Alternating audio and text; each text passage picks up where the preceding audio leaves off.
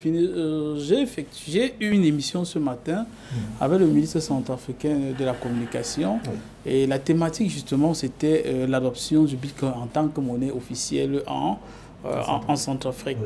Comprenons d'abord que le Bitcoin, c'est une crypto-monnaie. Une crypto-monnaie, c'est une monnaie qui est virtuelle. C'est une monnaie exactement comme les autres, juste qu'on ne la touche pas physiquement. On effectue effectivement un certain nombre de transactions avec la monnaie. Et juste quand la grande différence aussi, c'est que les crypto-monnaies sont un peu plus sécurisées que les monnaies fiduciaires. Pourquoi? Parce qu'en fait, l'ensemble des opérations qui sont effectuées par les crypto-monnaies sont contrôlées par ce qu'on appelle la blockchain. La blockchain, on fait déjà appel à l'intelligence artificielle. Donc, il y a un ensemble d'ordinateurs, des centaines de millions d'ordinateurs dans le monde entier où toutes les opérations que vous faites avec votre crypto-monnaie, ils sont inscrits. En d'autres termes, personne ne peut... Si on résume en termes, c'est un peu... La blockchain, c'est comme un grand registre où tout le monde peut écrire et tout le monde voit ce que vous y écrivez. Mais personne ne peut rien effacer. Ça, c'est différemment de l'argent fiduciaire que vous avez dans un compte bancaire. Le banquier peut faire une tonne d'opérations sur votre compte. Vous n'êtes même pas au courant de ce qui se passe. C'est même une des raisons pour laquelle certains banquiers sont contre les crypto-monnaies, parce qu'en réalité, une bonne partie de la manne financière qu'ils effectuent, c'est pourquoi vous voyez en comptabilité, on apprenait ça en macroéconomie, l'état de rapprochement bancaire a été mis en place. Pourquoi? Parce que quand vous êtes responsable d'entreprise, il y a des centaines, voire des millions d'opérations que vous faites dans votre compte bancaire. Et si vous vous rendez compte, si vous êtes un peu attentif, vous vous rendez compte que parfois, la banque vous coupe des petits montants. Si vous n'êtes pas attentif, pour les entreprises, ça représente parfois des milliards. C'est pourquoi on a pratiquement créé une spécialité qu'on appelle l'état de rapprochement bancaire. Donc, votre comptable prend votre relevé bancaire et voit vos états financiers et essaie de rapprocher les deux. Et généralement, il y a un grand gap. Pourquoi? Parce que beaucoup de personnes n'ont pas le temps de contrôler effectivement l'ensemble des opérations qui se passent dans leur compte. Maintenant, rentrons par rapport à la décision qui a été prise par les autorités centrafricaines. C'est vrai que cela passe inaperçu, mais c'est une décision que nous avons toujours recommandée. Et la COSUMAF était dans ce sens, la Commission de surveillance des marchés financiers. En d'autres termes, la COSUMAF, ça veut dire qu'en fait, c'est important de légiférer. Légiférer, ça veut dire quoi? Un secteur peut fonctionner dans un cadre légal. Très bien. Ça veut dire justement, il faudrait que ça passe dans un cadre légal. Donc, la chose fonctionne déjà. Vous ne pouvez pas arrêter cela avec la main. Qu'est-ce qu'on peut faire pour dire que tel a fait une erreur ou tel n'a pas fait une erreur ou tel a arnaqué? C'est de légiférer. Quand on légifère, ça permet de fixer les règles de fonctionnement. Mais si les États ferment les yeux et disent qu'ils ne peuvent pas légiférer ou ils ne veulent pas légiférer, les choses vont toujours continuer de fonctionner. Et dans le cas d'espèce de la Centrafrique, il faut bien comprendre que la Centrafrique, c'est une nation qui n'est pas pauvre. C'est une nation qui est extrêmement riche, mais c'est une nation qui a été appauvrie par un certain nombre de puissances étrangères. La Centrafrique est extrêmement riche en or, en diamant, en bien d'autres choses. Je ne sais pas, vous regardez l'actualité, vous avez la rouble la rouble russe est extrêmement renchérie aujourd'hui par rapport à l'euro. C'est le niveau de 2 ans. Pourquoi? Parce que la rouble est adossée sur les matières premières, notamment le pétrole, le gaz. C'est pourquoi le président a dit que dorénavant, il ne vend le gaz que, il vend son gaz avec l'euro. Pour dire quoi? Qu'en fait, ce qui donne la force aux monnaies, c'est les matières sur lesquelles elles sont adossées.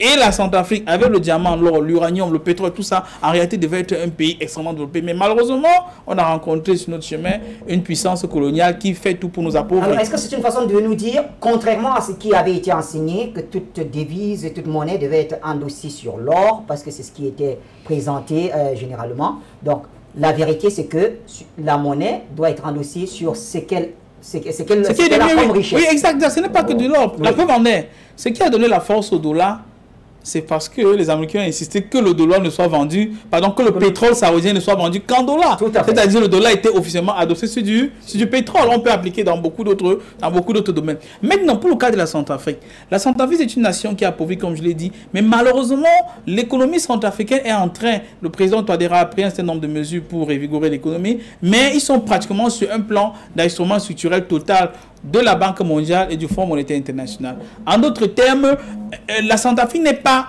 selon les normes du FMI et de la Banque mondiale, ne peut pas recevoir un certain nombre d'investissements.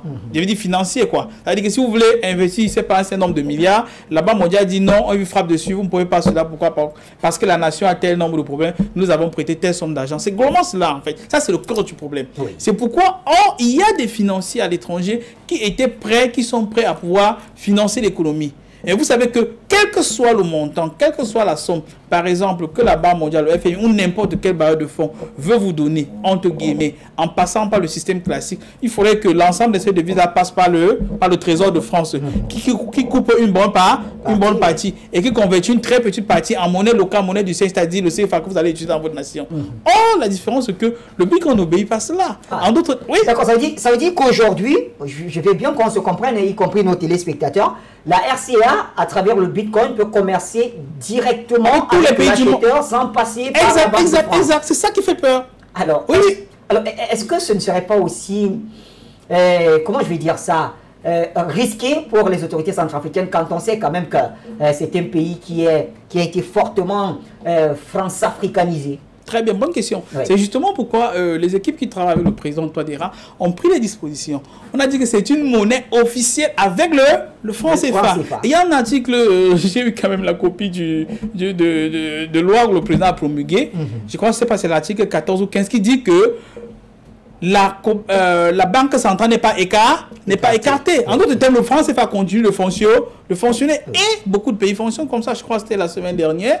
En Suisse, il y a une ville qui a aussi adopté le Bitcoin déjà. Et pendant que le franc suisse continue. C'est pratiquement la même chose. Aux États-Unis, pratiquement dans tous les États-Unis, vous pouvez utiliser le Bitcoin pour faire vos opérations. En Chine, c'est la même chose. Je me rappelle, il y a cela quelques mois avant la guerre, un ami que vous connaissez, qu'on a en commun, Peter, pour le dire, on travaille avec des gars, des Russes, justement, ils voulaient pour 5 milliards de dollars de Bitcoin. Et je comprends que oui, les équipes du président Poutine étaient en train d'anticiper pour ce que nous sommes en train de vivre. Puisqu'en réalité, en dehors de toutes les sanctions, c'est vrai qu'il y a des mesures qui sont prises par le président pour faire face aux sanctions, mais en dehors de cela, ce que les Russes, tu sais que la Russie et l'Ukraine utilisent beaucoup les crypto-monnaies. En d'autres termes, ils peuvent, sans compter les réserves, sinon les plus de 332 milliards de réserves de change qui ont été gelées à l'étranger, devaient avoir un impact extrêmement néfaste sur eux. Mais avant cela, je suis convaincu que si les gars à Moscou nous approchaient pour avoir 5 milliards de dollars pour Bitcoin, je suis sûr qu'ils faisaient les mêmes choses en Amérique du Nord, en Europe, en Chine, partout. Pourquoi? Parce qu'ils se préparaient à pouvoir faire face à des difficultés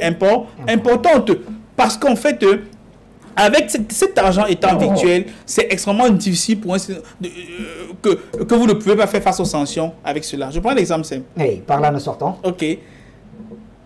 Un Chinois qui veut investir 1 milliard de dollars, s'il passe par le réseau normal, il faut qu'il donne tous ces milliards de dollars à la Banque de France, qui prend 50%, c'est-à-dire ça très bien dans le compte des opérations. Il ne reste que 500 millions. 500 millions qu'on ne nous donne pas, qu'une partie est envoyée à ce qu'on appelle, qui est en réalité une émission, qui est la Banque centrale, qu'on convertit, on ne donne pas tous les dollars. On nous donne plutôt les francs CFA. On va travailler avec en Vasco, qui n'est pratiquement pas une monnaie. Alors que si un Chinois, avec 2 milliards de dollars Bitcoin, s'il veut investir en Centrafrique, qu'est-ce qu'il fait? Il contacte directement l'État centrafricain.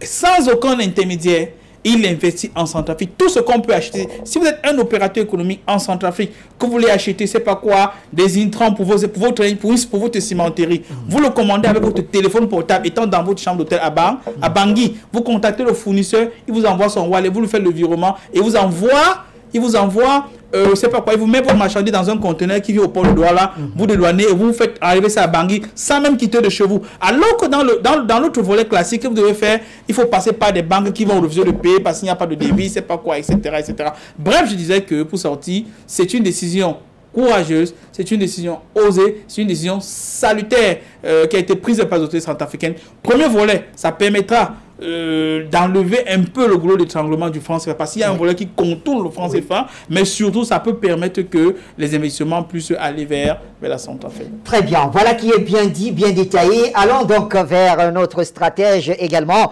Alors, l'option de la République centrafricaine pour le Bitcoin, est-ce que cela sonne le glas de la révolution monétaire en Afrique? Pas seulement la révolution monétaire en Afrique, il y a une révolution monétaire mondiale. La révolution des monnaies alternatives, les monnaies numériques, avec la technologie de blockchain, les gens codent des monnaies. Et vous avez le Bitcoin, l'Ethereum, un ensemble de monnaies comme ça qui naissent et qui sont concurrents des monnaies institutionnelles, des monnaies qui étaient utilisées par les États. Ici, il faut noter que la monnaie, au-delà de tout, c'est d'abord un mécanisme de confiance. S'il faut utiliser une monnaie en tant que moyen d'échange, il faut que vous et moi nous convenions d'avoir confiance que la valeur qui est indexée à chaque produit correspond à une quantité de monnaie qu'on débourse chez l'un ou chez l'autre. Donc, la monnaie dans son utilisation repose sur la confiance. C'est le facteur social même de la monnaie. Si les gens ne font pas confiance à la monnaie, même si vous avez des quantités d'or chez vous, eh bien, je ne pense pas que cette monnaie aura du sens. Ça va devenir du simple papier. Oui. Alors, quand vous dites, je suis avec vous, vous dites la monnaie, au-delà de la souveraineté monétaire, c'est un élément de confiance. Alors, comment est-ce qu'on explique le fait que les Africains, dans la grande majorité, avaient jusqu'ici été très, très méfiants vis-à-vis de la blockchain? Ah oui, ça c'est, en général, ça c'est un préjugé. J'ai accompagné Dr Ngoutou dans plusieurs conférences et on avait l'impression quand même que les gens se disaient, est-ce que ce n'est pas de l'arnaque? Même aujourd'hui encore. Même aujourd'hui. Oui, alors, quand on voit un État comme la RCA et alors, la plus haute autorité, quand même le président Faustin Archange Touadéra, qui sort et qui communique là-dessus, qui affirme que c'est une décision courageuse. Je peux vous rassurer, Bachir, que ça, c'est encore un préjugé. Dire que les Africains sont très méfiants vis-à-vis. C'est vrai que lorsque vous allez... Oui, mais les Africains sont les plus gros souscripteurs de crypto-monnaies. Oui. C'est la plus grosse marge de progression. On parle de près de 34 millions de souscripteurs en Afrique. C'est important. Les Africains sont aujourd'hui parmi les plus gros souscripteurs. Ils sont très massivement tournés vers les crypto-monnaies. Ce à quoi vous faites référence, c'est des sortes d'entreprises qui sont nées autour de business liés à la crypto-monnaie. C'est ceux qui viennent avec des entreprises qui font miroiter des revenus dans le trading, des revenus tout à fait mirobolants et qui intéressent les gens. C'est ce dont les gens ont peur. Mais à dire que les Africains ont des comptes, des Africains ont énormément d'argent en Bitcoin. Donc, les Africains sont de grands souscripteurs, mais ce qu'il fallait noter, c'est que ici on a des monnaies communautaires, des monnaies qui sont nées sur la base des communautés. On est dans un shiftage, c'est-à-dire c'est même pas, on n'est plus dans des questions qui sont simplement liées à la monnaie en tant qu'élément que l'État utilise pour affirmer sa souveraineté. On est sorti de là. On est entré dans avec les technologies de blockchain, on est entré dans des monnaies qui sont créées par des communautés et auxquelles les communautés confèrent une certaine valeur. C'est l'adhésion, je crois que c'est le principe, Dr Dalvaris, l'adhésion qui fait la valeur de ces monnaies. Parce que plus une monnaie reçoit de souscripteurs, plus elle se renforce en matière de crypto-monnaies. Donc, vous avez un renforcement du Bitcoin. Il faut un peu regarder à quel point ça a apporté le Bitcoin. Un Bitcoin, je crois en 2021, au mois d'août 2021, un Bitcoin atteignait les $32 000. Un Bitcoin, $32 000. Ça veut dire que pour un seul Bitcoin, vous en aviez pour 16 millions de francs CFA. Ça, c'était... Après la chute, c'est arrivé pour $50 000. 50 000 $. Oui, c'est la valeur. Plus il y a de souscripteurs, plus cette monnaie gagne en valeur. Donc, la confiance ici est donnée par les communautés. Et vous avez donc un phénomène mondial. Il y a les Asiatiques qui sont en train de créer une monnaie, parce qu'on est dans le cadre des monnaies, des crypto-monnaies. Les Asiatiques sont en train de créer une crypto-monnaie qui sera utilisée pour les échanges dans la zone asiatique. Les pays souscripteurs, même s'ils sont entre guillemets dans des contradictions actuellement, les pays souscripteurs sont le Japon, la Corée du Sud et la Chine et le Singapour. C'est des pays qui sont en train de s'organiser pour avoir leur crypto-monnaie actuellement. Ça, c'est des projets qui sont déjà bien avancés. Le Nigeria, en début d'année, est sorti avec le Naira. Donc, une sorte de monnaie également électronique. C'est devenu le mode par excellence par lequel les pays veulent se déployer. Ce qui avait créé des problèmes autour du Bitcoin, c'était que dans le dark web, on retrouvait beaucoup d'acheteurs. Le dark web, c'est l'autre partie du web qui est pour les choses un peu qui ne sont pas très conventionnelles. Donc, dans le dark web, on retrouvait les agents de renseignement, on trouvait des terroristes, on retrouvait des personnes des milieux de la criminalité qui utilisaient les bitcoins pour s'approvisionner. Parce que là, la traçabilité des transactions était très faible. Et donc, c'était devenu un mouvement convergent lorsqu'on luttait contre la criminalité de présenter le bitcoin comme étant une monnaie qui est essentiellement un véhicule de la criminalité. C'est peut-être ce qui a créé aussi cette réticence de la part des personnes qui se disaient, moi je ne veux pas participer à quelque chose qui pourrait... Et dans le contexte africain, on a confondu ce message global-là à la mesure, aux entreprises les arnaques de Ponzi qui étaient montées dans une sorte de marketing, multi-level marketing. Donc, vous avez ces éléments-là, la convergence mondiale vers les monnaies, les crypto-monnaies.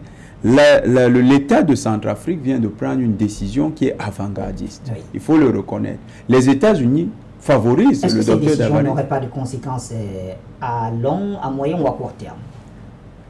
La sur le plan surtout politique ou diplomatique. Je pense par exemple à une montée en colère de Paris vis-à-vis de la RCA, ce qui ne serait pas très surprenant, mais est-ce que la RCA ne court pas des risques là? Non, stratégiquement, la RCA, même si elle est même bien pris. Pourquoi est-ce que Paris s'inquiéterait que la RCA ait adopté? Mais parce que le flot de l'argent ne passerait plus par le compte d'opération, et on sait quand même ce que représente le compte d'opération pour Paris. C'est vrai. Non, ça va continuer de passer. Oui, mais ils ont alterné. Vous avez expliqué. Mais il y aura toujours l'autre qui passerait. Il faut noter une chose. En même temps on parle toujours de souveraineté monétaire, il y a un corollaire de tout ça. C'est les lieux où se négocient les prix des matières premières. Pour la plupart, les bourses de matières premières sont situées en Occident. Vous avez par exemple le marché de l'or, du nickel, de tout ça. Ces bourses-là sont soit à Londres, soit aux États-Unis. Et par ce mécanisme-là, les achats sont convertis d'abord en dollars pour la plupart, avant d'être reconvertis dans votre monnaie. Donc, au moins sur le commerce des matières premières, vous êtes sûr que lorsque la RCA vend ses matières premières, ce à quoi nous faisons allusion là, ça va toujours passer par les comptes des opérations, du moins pour l'instant. Mais ce qui ne passera pas... On affiche les numéros pour nos téléspectateurs, ils me font déjà de grands signes, ils veulent intervenir. Ce qui ne passera pas, par contre, c'est dans le domaine des investissements. C'est-à-dire que la RCA est en train de se positionner comme ils utilisent le Bitcoin comme étant un facteur pour décupler l'investissement étranger en RCA. Ça, c'est le message que nous pourrions percevoir du fait de l'utilisation du Bitcoin. Maintenant, quand quelqu'un veut venir en RCA, il peut, vous savez que la convertibilité des monnaies, et c'est ça que le docteur Davaris, la convertibilité fait que vous laissez beaucoup d'argent dans d'autres banques. Donc, actuellement, avec vos bitcoins, vous pouvez facilement investir en RCA. Donc, ça participe de l'amélioration du climat des affaires en RCA. Ça va faciliter les investissements. Mais il ne faut pas y voir une manière de contourner forcément le compte des opérations parce que là, les centrales d'achat... C'est un fait. Non, les bourses de matières premières et les centrales d'achat sont encore, pour la plupart, en Occident. C'est pourquoi l'un des combats qui sera mené, vous avez vu ce qui s'est passé à Gaborone. À Gaborone, ils ont réussi à ramener, au Botswana, ils ont ramené la bourse de diamants dans leur capitale. Et aujourd'hui, ça permet qu'ils peuvent adosser ça, malheureusement, c'est adossé sur le rang. Ils peuvent adosser ça sur la monnaie locale. C'est pourquoi la deuxième phase du combat, au-delà de la monnaie, c'est le combat pour le retour des bourses de matières premières sur les territoires africains. Merci pour ces clarifications. Alors, Delphin nous appelle depuis Gitega. Il souhaite dire un mot sur cette première thématique.